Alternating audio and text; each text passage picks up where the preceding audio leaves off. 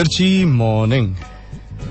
આજે હું મારી એક અધૂરી વાર્તા તમને કહેવા જઈ રહ્યો છું.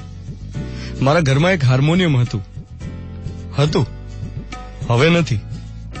બગડી નથી ગયું, ફેંકી નથી દીધું, કોઈને આપી દીધું.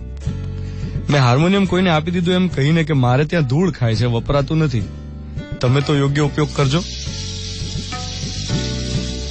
રોજ જેટલી વાર મારા ઘરમાં જમ્યા પછી હું ચાલતો હોઉં, આંટો મારતો હોઉં, એ વખતે હાર્મોનિયમ નજરે ચડતું. પલંગ નીચે પડ્યું હોય, ધૂળ ખાતું, કપડાથી ઢંકાયેલું. એને જોઈને મને ગિલ્ટનો ઉભરો આવે રોજ જ્યારે હાર્મોનિયમ પર નજર પડે. કારણ કે જ્યારે એને વસાવેલું, ખરીદીને લાવેલો, ત્યારે તો કેવો ઉત્સાહ હતો કે આને રોજ વગાડીશ, શીખીશ નવા નવા ગીતો. પણ વર્ષોથી હાર્મોનિયમ ગૂંજતું જ નથી, મૂંગું મંતર પડ્યું રહ્યું. એને વગાડવાનું, એના સૂતેલા સ્વરો જગાડવાનું મન જ ના થયું ને પછી એક દિવસ કાઢી નાખ્યું. રોજ એને જોઈને જીવ બાળવો એના કરતા નજર સામેથી હટાવી દેવું વધારે સારું. હાર્મોનિયમ તો જતું રહ્યું, પણ એની જગ્યા ખાલી પડી છે. ને હવે ખાલી જગ્યા પર જ્યારે નજર પડે ત્યારે મન ભરાઈ આવે છે.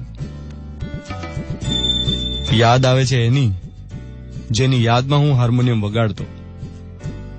હવે નથી હાર્મોનિયમ કે નથી એ, બસ બંનેની યાદો છે. બંને આડે હાથ મુકાઈ ગયા છે. આજનો મોર્નિંગ મંત્ર. આ હાર્મોનિયમ એ જીવનમાં એવા સંબંધનું પ્રતીક છે જે ધૂળ ખાય છે. આપણા જીવનમાં ઘણા મિત્રો એવા હોય, એવી વ્યક્તિઓ હોય જેમની સાથેના સંબંધ આ ધૂળ ખાતા વાજિંત્ર જેવા છે. હોય ખરા, પણ સમયાંતરે ધૂળ ઝાપટવી પડે, નવ પલ્લવિત કરવા પડે, નહીં તો આડે હાથ મુકાઈ જાય. અને પછી જીવનની સરગમ જ ખોવાઈ જાય. તો એ સરગમ ખોરવાઈ ના જાય એ માટે તમારા હાર્મોનિયસ રિલેશનશિપ્સ એને સમયાંતરે જગાડતા રહેજો અને સુરીલા સ્વરોમાં વગાડતા રહેજો. 7:13 જૂના સંબંધો પરથી ધૂળ ઝાપટવાનો ટાઈમ.